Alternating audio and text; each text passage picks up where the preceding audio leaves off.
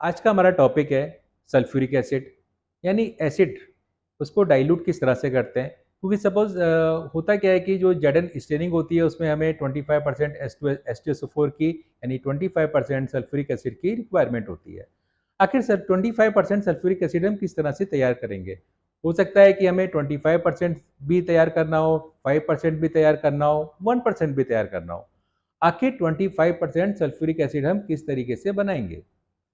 तो sulphuric acid का क्या होता है कि 25% सल्फ्यूरिक एसिड का अगर हम बनाते हैं तो इसका मतलब ये होता है कि उसमें 25% हमारा जो है सल्फ्यूरिक एसिड है और 75% जो है हमारा वो वाटर है।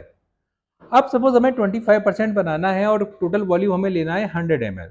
तो आपको बिल्कुल हो गया कि इसमें 25 ml हम जो है एब्सोल्यूट सल्फ्यूरिक एसिड को लेंगे और 75 ml जो है वो हम डिस्टिल्ड वाटर को लेंगे।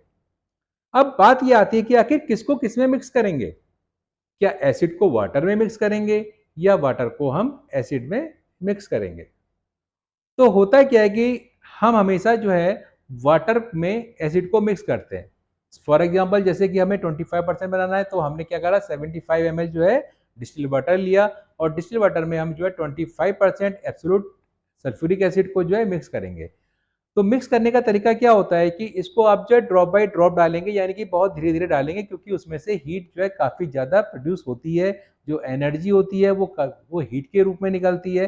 तो आप धीरे धीरे उसमें डालेंगे और किसी ग्लास रॉड की हेल्प से आप उसे जो है स्टीयरिंग करते रहेंगे। इट मीन्स उसे मिक्स करते रहेंगे जिससे कि हीट जो है वो आपकी यूनिफॉर्म हो जाए, डिस्ट्रीब्यूट हो जाए, एक साथ एक जगह इकट्ठी ना हो। इस तरीके से हम उसे कर लेंगे।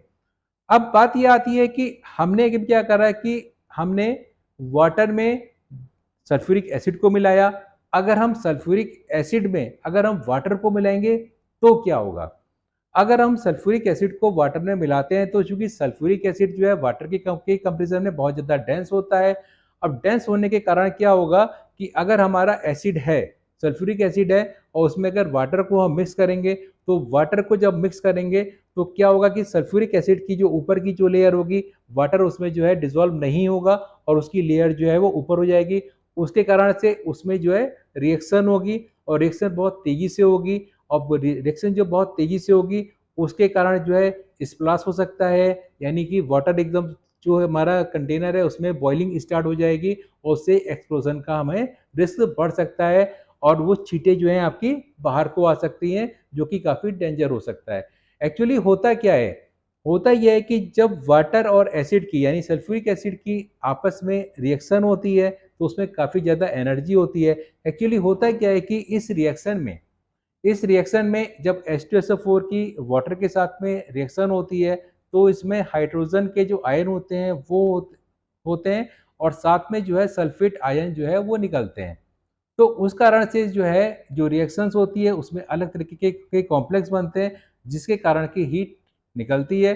तो आप हमेशा याद रखिए कि आपको जो है क्या करना है कि डिस्टिल वाटर में आपको एसिड को मिक्स करना है, ना कि एसिड को डिस्टिल वाटर में मिक्स करना है। तो इस तरीके से हमें चाहे 25% बनाना हो, चाहे हमें 50% की रिक्वायरमेंट हो, चाहे 5% की रिक्वायरमेंट हो, तो उसी की रेशो में हम इसको मिक्स कर लेते हैं। इसका रिस्क का क्या होता है? इसका हमेशा एक रूल होता है AAW, यानी कि ऑलवेज एसिड इन वाटर। हमेशा आपको जो है एसिड को वाटर में मिक्स करना है, ना कि वाटर को एसिड में मिक्स करना है। तो कभी भी आप इस तरह की आपको ज़रूरत पड़ती है, कभी भी रिक्वायरमेंट पड़ती है, तो आप हमेशा जो है हमेशा एसिड को वाटर में मिक्स कीजिए। कभी भी जो है एसिड में वाटर को मिक्स मत कीजिए, इससे ये आपके लिए डेंजरस हो सकता है। ठीक है, तो इस तरीके से हमारा जो है एसिड को हम डाइल्यूट कर लेते हैं। और आज का टॉपिक यही है। फिर आपसे मिलते हैं एक नए टॉपिक के साथ में।